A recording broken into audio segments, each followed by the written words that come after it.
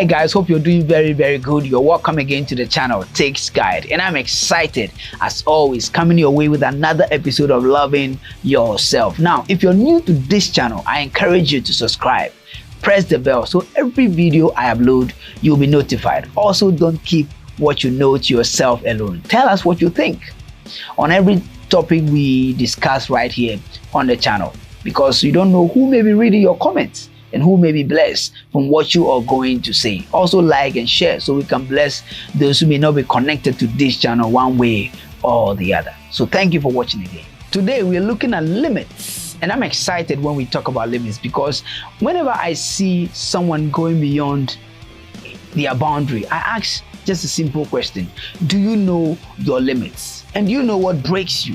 And it's amazing, I see lots of people fumbling with words to explain or answer these questions. So it gives me an idea that majority of us don't know our limits. We don't know what breaks us. We don't know our strength versus our weakness. We don't know how far we should go when it comes to our relationships, our marriages, our jobs, our friendship. We don't know how far we should go when it comes to words. We say what we want to say, see what we want to say, talk what we want to talk about, and there's always trouble for us. So today, we're looking at how we'll be able to stay within our limits and stay away from trouble. You realize that everything you see around us has limits, and God placed those limits in place in order to guide us to stay out of trouble, and also helps us to achieve the best results ever. Because anytime you're able to determine your strength and your weakness, you don't try things that you are not able to handle, and that keeps you safe. A friend of mine died when we were young. Very sad story. We went to the gym very early in the morning, and you know, as usual, there's always a competition in the gym. This time we were doing the bench press. Each person was supposed to press 3. That qualifies you to the next round of the competition, and after each round we load the bar with more weights. So somewhere in the competition, this guy couldn't go his 3 because we realized he went 2 and was struggling to go the last one. We realized that we wanted to help, but he said no. And from the time he said no to the time the bar slipped and hit his chest, it was like 30 milliseconds, like half a second. And the long and short of it all is that he died after a day. He could have lived, but what happened? He stretched beyond his limits. And that's what happens when you stretch beyond your limit. A perfect example, this band was designed to stretch. So when you stretch it, you're using it for the purpose for which it was made. But if you overstretch it, it breaks. Wow, that's painful. Make sure you don't break. Know your limits, know your boundaries, and know the things that you can do versus the things you cannot do. Now, God during creation set boundaries to everything He created. The seas above, the seas beneath. There are some fishes that cannot live in the sea. They can live in a river or in a lake, and that is simply boundaries. There are wild animals that don't live in the cities. Whenever you see a wild animal in the city, it means a human being brought it. This coronavirus you're battling is because a human being had contact with a bat. In Genesis chapter 2 verse 16, God asked man, don't touch it. They touched. Don't eat. They ate. We all shafted. So you realize that anytime you step beyond your boundary, there is danger for you. We are looking at limits that has to do with driving. And I'm very excited because I'm blessed to have driven to almost everywhere in Ghana and also in West Africa. I've also been to East Africa driving. And so I always don't believe when people say that there are spiritual entities on the road that are causing accidents and they are sucking blood and all those theories that comes with it when there is an accident. I always don't believe it, simply because I've seen drivers right before my eyes made, silly decisions that have caused their lives and the life of their passengers. I've seen lots of them in my moments of driving. So whenever I hear things like that, I know that this one is a human being who has caused the problem. Maybe a human being who decided to drive beyond his limit, who decided not to observe the language on the road, because every road has a language and every road has a way it communicates to you, and how you behave on the road will determine how successful you're going to be on that particular road.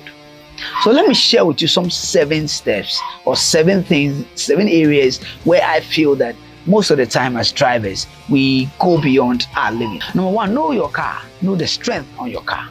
Know the weight of your car. Anytime I get a new car, whether I rented it from somewhere and I'm traveling with it, I make sure I check the vehicle. I check the tires. I check everything that I need to check on the vehicle. Okay, that's also a form of maintenance. I check everything, and when I sit in the vehicle and I move less than a minute, or let's say maximum 2 minutes, I'm able to know the weight on the car, and that helps me to handle the car very well. On the highway, when I go beyond 50, I study the strength of the steering, how the steering reacts or relates. And that also helps me to manage my speed, because some of the speed, if you do not know the strength on your vehicle, you're going to end up killing yourself. You have to also observe the sensitivity of the brakes, how the brakes respond to your command. So when you fail to know all of these, in fact, you are driving beyond your boundaries. You are driving beyond the boundary of the vehicle. Number 2 is positioning. I've seen a lot of people sit in the car, start moving the car before adjusting the seats and the steering of the car. It is so wrong. Don't be in a rush when you get a vehicle, sit in it. Make sure you adjust the seats, the mirrors, the rear mirrors, the side mirrors, and make sure that you are set to go before you start moving. Number 3 has to do with maintenance. I've seen a lot of people who say, oh, this is nothing. Oh, you can manage it. It's nothing. You're hearing some little noise on your car. And what happens is that when you ignore this small noise, it's going to be there for a long time. It is going to increase. But because you ignored it, at the point you wouldn't even notice the sound is there, because your ears are now used to it. And that's dangerous. By the time you realize you're getting extra sounds or faults on the car caused by this same fault that you ignored, and in the long range will destroy your car. I've seen people driving, the car is in motion, then the tire removes, or the shaft or the shock or something removes in front of the car. That is being negligent. That is carelessness, and that can kill you. When you fail to observe all this and pay attention to some of these, you're driving beyond your limits. In fact, you are not in your limits, and you may end up killing yourself and other people. So try and pay attention to the voice of your car, because the car talks to us almost all the time. Then number 4 has to do with focus. People say they WhatsApp me, I don't respond and all of that. Yes, sometimes I'm driving. Almost all the time I'm on the road. So I don't want any disturbance. I want to get my free time to answer some of the questions or the messages that I need to answer. You understand? So driving and watching your phone, answering messages and all of that. If you've not gotten any issue, don't say you are a pro. One of these days, a problem is coming. So please stay focused. And those of you who like watching things, guys watching ladies, ladies watching guys, yeah, they do watch the guys. When you do that, you are going to get a case one of these days. Make sure you focus on the road, because you don't know when something is going to cross you. You don't know when a child is going to run into the road. Sometimes it happens in half a second. Number 5 is overspeeding. This is crazy. I've seen lots of drivers die because of overspeeding, because some of them speed in town, especially when you're driving and you're approaching the towns, it's 50. I've seen somebody hit a child around the Anomabo area because he was overspeeding in the town without even paying attention. You want to overtake 4-5 cars at a go. Think of staying in your limits, because the trouble you're going to get will be too much compared to you getting to where you want to get to at a certain time. Number 6, observing road signs. There's a sharp curve. You can see that the road is not clear, Why do you want to overtake? Where are you in a hurry to? Yes, sometimes it's very difficult to slow down, especially when you are on a top speed.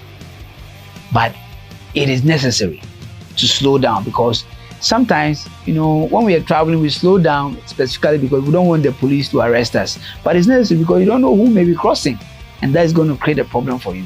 I've seen people drive in an area where you see construction signs, and they are telling you that there are heavy trucks crossing. And instead of you to pay attention, people are in a hurry to just drive on.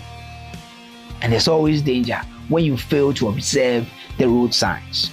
Last and not the least, I always think that before you overtake, or before you you take a decision when you're driving, you are fully aware whether you'll be able to make it successfully or not.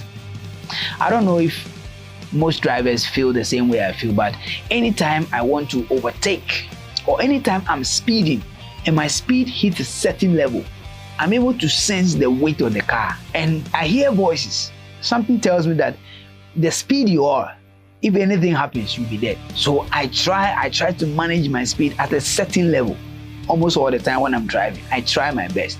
Even when I go overboard, I still come back. And when I want to overtake, I look ahead and I'm like, Charlie, this overtaking, it may not end because there's an incoming car.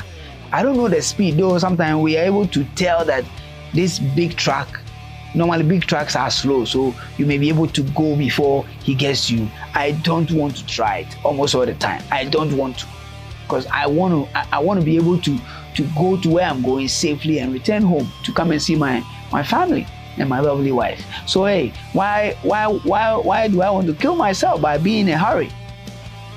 So anytime you take a decision, ask yourself, is it safe? Can I make it successfully? Or am I in my limits? Or I'm trying to step beyond my limits? Am I driving the limits of the car? The way your steering shakes when you go beyond 100, and you still want to go beyond 100 to 120 or 140, is it safe to do that?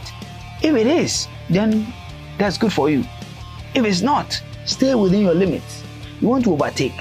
How well is the road? How many cars you want to overtake? How is the stretch? Can you make it before another vehicle comes from the curve? If yes, then you can go. It's good for you. If no, please, I encourage you, don't try it because it is dangerous. Next week, we'll be looking at limits in love relationships. I love talking about relationships, so make sure you subscribe, press the bell so you will be notified when I drop that video. Thank you for watching and see you next week. Bye-bye.